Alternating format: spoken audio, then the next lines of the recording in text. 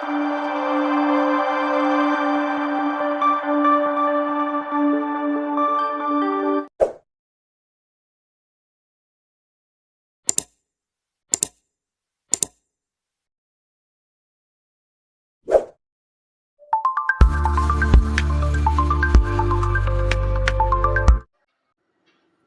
நாவல் பெருமையோடு வழங்கும் புத்தம் புது நாவல் வானில் பறந்த ஒற்றை பறவையவள்.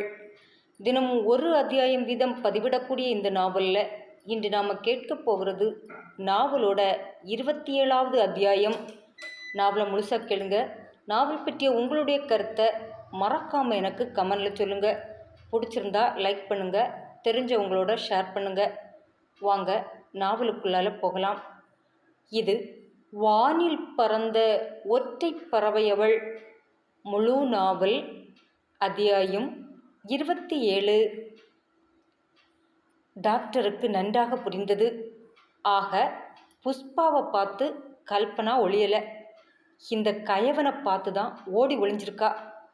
அதுபோல் புஷ்பாவோட இறப்பு மட்டும் அவளை இந்த அளவு முழுமையாக முடக்கி போடலை.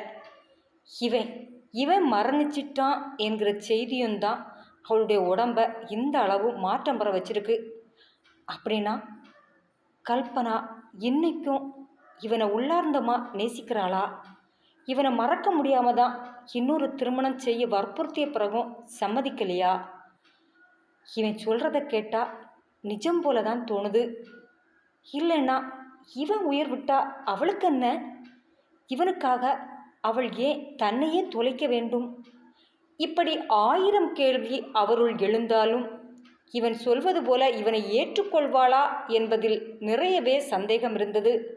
ஆனால் கண்ணீர் மல்க நிற்பவனிடம் என்ன சொல்வது?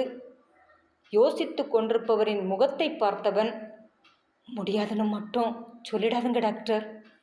என்னோட ஒரே நம்பிக்கை நீங்கள் தான். என்னை நீங்கள் பரிபூர்ணமாக நம்பலாம். அவளுக்கு கொடுத்த வரிக்கு அவளோட கடைசி காலம் வர சந்தோஷத்தை மட்டுமே கொடுத்து என் பாவத்தை நான் கழுவிக்குவேன். நீங்கள் சொன்னால் மட்டும்தான் அவள் கேட்பான்னு எனக்கு தெரியும். அதான் உங்களை தேடி வந்தேன். எனக்கு பாவ விமர்சனம் தாருங்க டாக்டர் என கெஞ்சி கொண்டு அவன் கண்ணீர் மல்க கைகூப்பி விட, என்ன பேச என புரியாமல் தடுமாறிய டாக்டர் ஒரு வழியாக தன்னை நிதானப்படுத்தி கொண்டு, உங்கள் நிலைமை எனக்கு புரியுது கதிரேசன். ஆனால் எனக்கு தெரிஞ்ச நிலையில் கல்பனா உங்களை ஏற்றுக்க விரும்ப மாட்டா.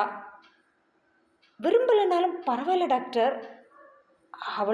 அவளோட வீட்டுக்கு வேலைக்காரனாக இருந்துட்டு போகிறேன். அவளுக்கு வேலைக்காரனாக இருந்து சேவகம் பண்ணுறேன் டாக்டர். என்னோட பொண்ணுக்கும் ஒரு நல்ல அப்பனாக இருந்து திருமணம் செஞ்சு வைக்கிறேன். அது இல்லை கதிரேசா, அவள் வைராக்கியம் பிடிச்சவா. அவளை பேசி சம்மதிக்க வைக்கிறதெல்லாம் ரொம்ப கஷ்டம். எனக்கு தெரியாதா டாக்டர்? அவளோட 3 வருஷம் வாழ்ந்திருக்கேன். தப்பு பண்ணிட்டேம்மான்னு அவளோட அப்பா வந்து கலங்கின பிறகு கூட அவரோட முகத்தை கூட பார்க்கல. அப்படின்னா எப்படி என்ற வரதராஜனின் கேள்விக்கு, நீங்கள் பேசுகிறதுல தான் இருக்கு டாக்டர்.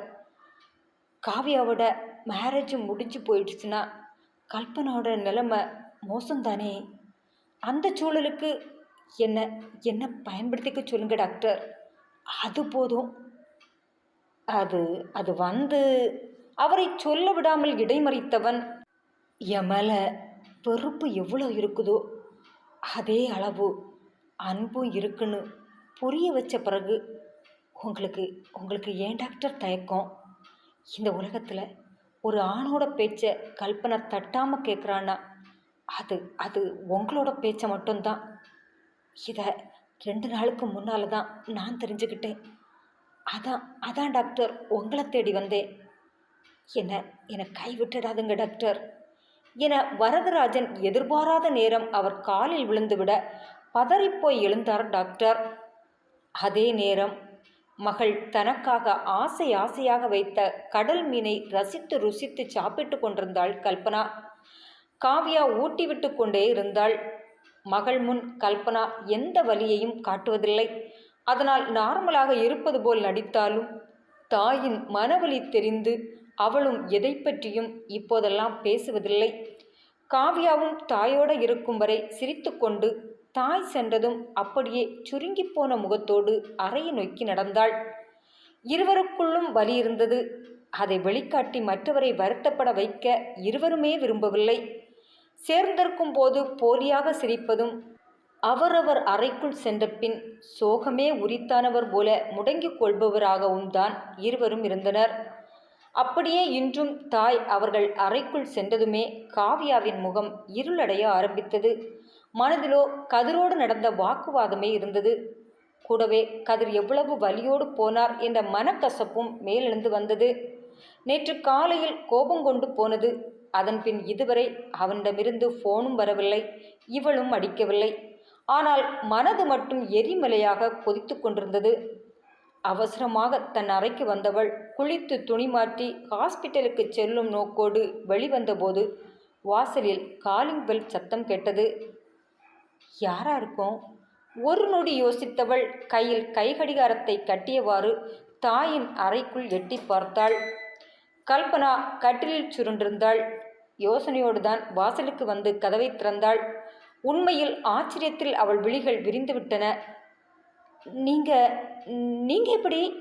வராண்டாவில் நின்று கொண்டிருந்த கதிரேசனை பார்த்து காவ்யா நம்ப முடியாமல் கேட்க, அது அது டாக்டர் டாக்டர் வரதராஜன் தான். அவர் முழுமையாக முடிக்க முடியாமல் திணற, ஓ, உள்ளால வாங்க அங்கிள்.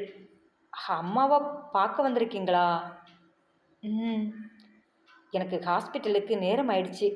காலையிலேயே ஒரு ஆப்ரேஷன் இருக்குது. புரியுதுமா, நீ நீ கிளம்பு. நான் நான் உன் அம்மாவை பார்த்துட்டு கிளம்புறேன். Thanks uncle. உள்ளார போங்க. ஹாலில் ஒட்டி இருக்கிற அறையில் தான் படுத்திருக்காங்க. ஓ சரிம்மா, நீ நீ கிளம்புமா என்றதும் காவ்யா அவசரமாக வெளியேற கதிரேசன் தயங்கி தயங்கி உள்ளே வந்தான். ஹாலில் தாய் மகள் போட்டோவை சில நொடி கண்ணீர் மல்க பார்த்து நின்றவன் மெல்ல திரும்ப கல்பனா படுத்திருந்த அறை அவன் கண்ணுக்கு காட்சியானது. மெல்ல மெல்ல நகர்ந்து படபடக்கும் நெஞ்சோடு அந்த அறைக்கு வந்தான். வாசலில் நின்றே உள்ளே எட்டி பார்த்தான். கட்டிலில் கல்பனா படுத்திருப்பது தெரிந்தது. அவளின் ஒற்றைக்காலும் கையும் மட்டும் கோணி வடக்குக்கும் கிழக்குக்குமாக நின்றது. அந்த கோலத்தில் அவளை கண்டதும் சட்டென அவன் கண்கள் பனித்து விட்டன. மனதோ, எப்படி இருக்கா? எப்படி இருந்தா கல்பனா? உன் கம்பீரத்தை பார்த்து காதலில் விழுந்தவன் அல்லவானா? இன்று இன்று இந்த நிலையில் இருக்கக்கூட நான் தானே காரணமாகி போனேன். பாவி, இந்த பாவிக்கு மன்னிப்பே இல்லை கல்பனா. உனக்கு உனக்கு செஞ்ச துரோகத்துக்கு ஆண்டவன் எனக்கு சரியான தண்டனை கொடுத்துட்டான். விம்மி அவன் கண்களோ நொடி பொழுதில் இரத்த கலருக்கு மாறிவிட்டது. என்னவோ அந்த நொடி அலையா விருந்தாளி போல அவளுடன் வாழ்ந்த அருமையான நொடிகளெல்லாம் ஒன்றன் பின் ஒன்றாக நினைவலைக்குள் வந்தது. அவளுடன் வீட்டிலும் கடற்கரை பகுதிகளிலும் ஓடியாடி விளையாடிய நினைவுகளெல்லாம் நெஞ்சி நிறைத்தது. அதிலும் அவர்களின் ஊடலுக்கு பின்னான கூடல், அந்த கூடலின் போது அவள் காட்டிய அதிகப்படியான அன்பு, காதல் எல்லாம் திரும்ப திரும்ப முளைத்து வந்தது. கடைசியில் தாலிக்கட்டா நிலையில் கூட தன்னையே பரிசாக்கிய அன்று துளி கூட வருத்தப்படாமல் தன் கண்களை நேருக்கு நேர் சந்தித்த அவள் கண்களில் துளி சலனமோ, ஐயோ இழந்து விட்டோமே என்ற பதட்டமோ இல்லாமல் அவனை நம்பிக்கையோடும் காதலோடும் பார்த்த நொடிகள் வந்தபோது கதிரேசன் குலுங்கியே விட்டார்.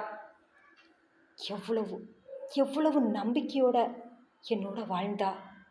அவளோட அவளோட அசைக்க முடியாத நம்பிக்கையை அசைச்சு பார்த்துட்டு குற்ற உணர்வே இல்லாமல் இத்தனை காலம் எப்படி வாழ்ந்தேன்? நினைக்க நினைக்க அவனுக்கு அவன் மேலே வெறுப்பு வந்தது.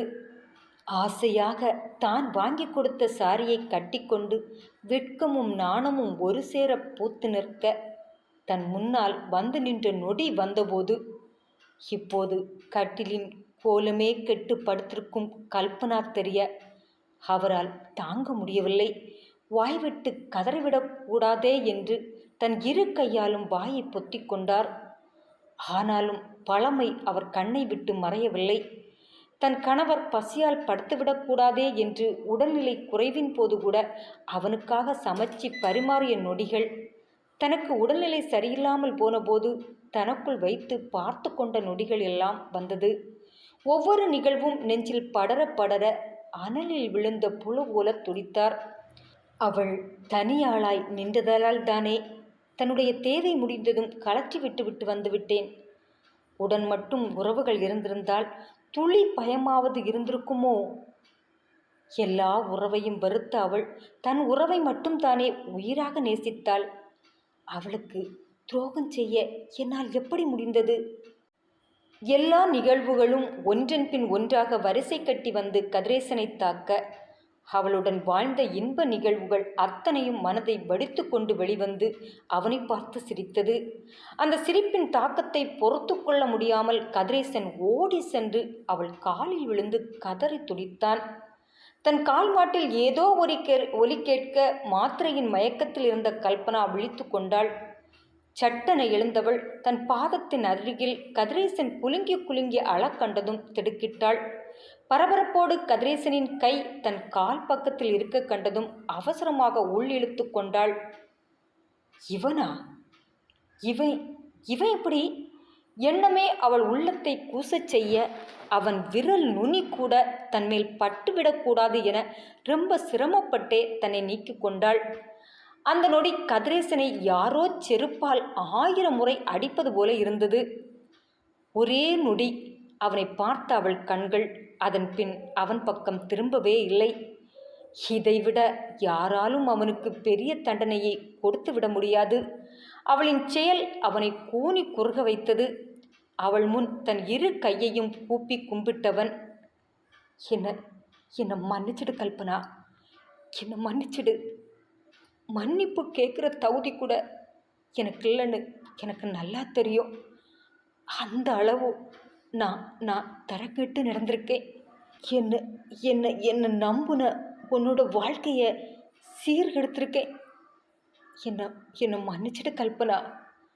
உனக்கு நான் பண்ணின துரோகத்துக்கு ஆண்டவன் என்னோட கண்ணு முன்னாலேயே என் மனைவியையும் நான் பெத்த மகனையும் குற்றியுரும் கொலை உயிருமா பார்க்க வச்சு என் கண் முன்னாலேயே துடிதுடிச்சு இறக்கவும் வச்சிட்டாரு. போதும் கல்பனா, என்னால் அதையே தாங்க முடியலை. இப்போ உன்னை இப்படி பார்க்க வச்சுட்டான் அந்த ஆண்டவன். இதுக்கு மேலே என்னை தண்டிக்க என்ன இருக்கு? ரொம்ப ரொம்ப வலிக்குது கல்பனா. உனக்கு போய் இப்படி ஒரு துரோகத்தை பண்ணிட்டேனே. எனக்கு மன்னிப்பே இல்லை கல்பனா. உனக்கு போய் துரோகம் செஞ்ச பாவத்துக்கு இந்த ஜென்மத்தில் விமோசனமே எனக்கு இல்லை கல்பனா. எவ்வளவு என்னை நம்பி இருந்தா கல்யாணமே செய்யாமல் என் கூட வாழ்ந்திருப்பா.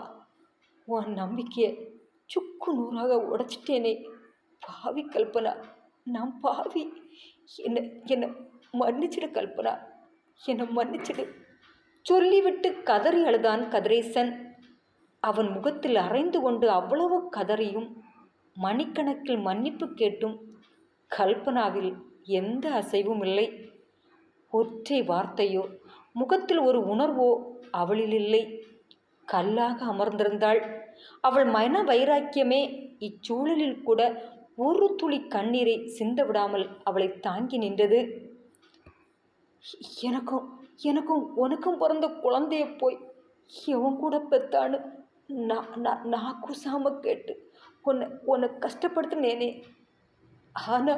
ஆனால் அந்த பொண்ணால தான் இன்னைக்கு என் உடம்புல உசிறு இருக்குது.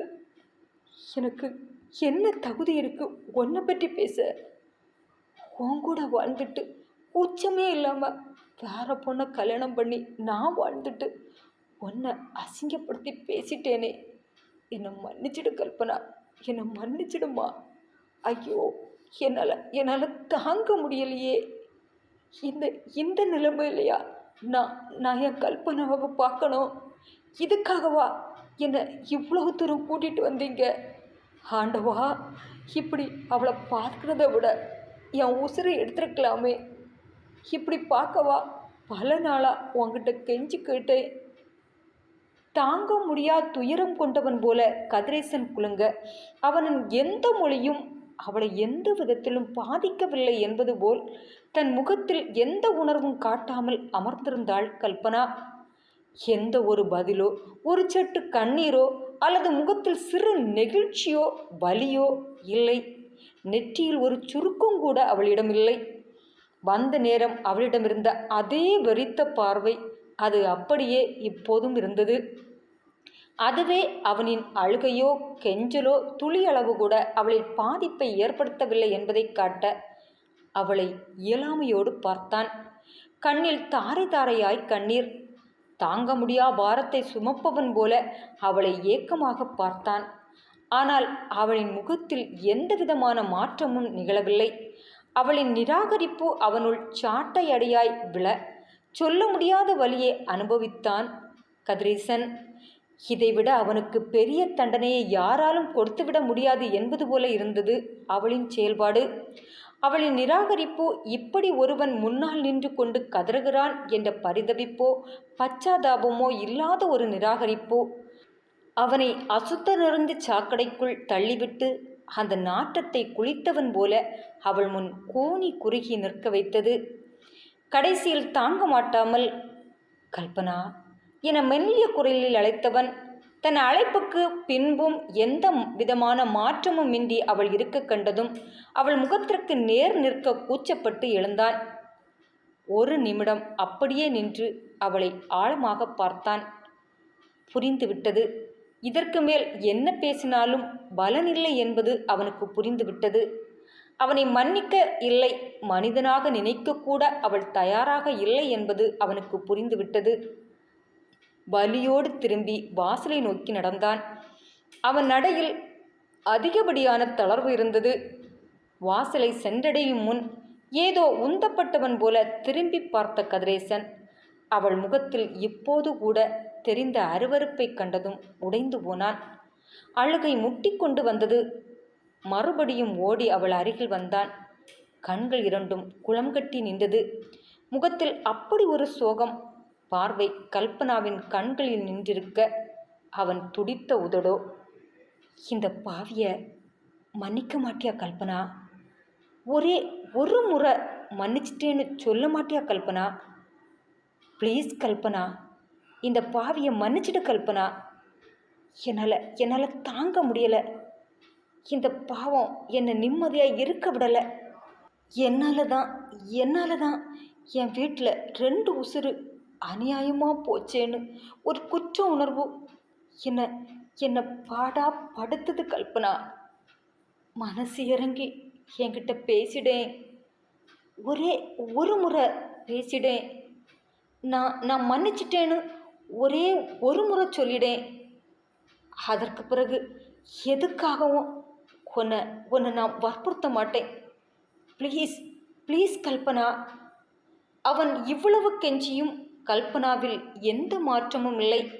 சிலையாக அப்படியே இருந்தாள். இவ்வளவு பேசியும் துளி அளவு கூட அந்த முகத்தில் வலியை அவள் காட்டவில்லை. ஏன் ஒரு முறை அவனை திரும்பி பார்க்கக்கூட இல்லை. அவளின் நிராகரிப்பை சகிக்க முடியாத கதிரேசன் கெஞ்சி கெஞ்சி பார்த்துவிட்டு பின் கலங்கிய கண்ணோடு அதிவேகமாக வெளியேறி போனான். அதிவேகமாக வரும் கதிரேசன் தன்னை பார்த்துவிடக்கூடாது என சுவற்றின் மொத்தமாக தன்னை சாய்த்து கொண்டு நின்று கொண்டிருந்த காவியாவின் முகத்தில் சொல்ல முடியாத வேதனையும் வலியும் இருந்தது. அவள் கண்களிலிருந்து அவளையும் மீறி கண்ணீர் ஆறாக பாய்ந்து கொண்டிருந்தது. துக்கம் தொண்டையை அடைத்தது. கடைசியில் என் அம்மாவின் வாழ்க்கையையே அளித்த பாவி நீதானா? பல வருடமாய் நினைத்து நினைத்து கதற வைத்த கயவன் நீதானா? எண்ணம் காவியாவினுள் நெருப்பாய் கொதித்த போதுதான் அவள் மனதுக்கு அது புரிந்தது. கதிர் என தன் தாய் வெட்டிய பெயர் இவனுடைய பெயர்தான் என்று. அத்தியாயம் தொடரும். என்ன ஃப்ரெண்ட்ஸ், நாவலுடைய இந்த அத்தியாயம் எப்படி இருந்தது, உங்களுக்கு பிடிச்சதா அமைஞ்சிருந்ததா என்கிறத மறக்காமல் எனக்கு கமெண்டில் சொல்லுங்கள். நாவல் பிடிச்சிருந்தா லைக் பண்ணுங்கள், உங்களுக்கு தெரிஞ்சவங்களோட ஷேர் பண்ணுங்கள். நாளைக்கு இந்த நாவலின் அடுத்த பகுதியோடு உங்களை சந்திக்கும் வரை உங்களிடமிருந்து விடைபெறுவது உங்கள் செல்வம்.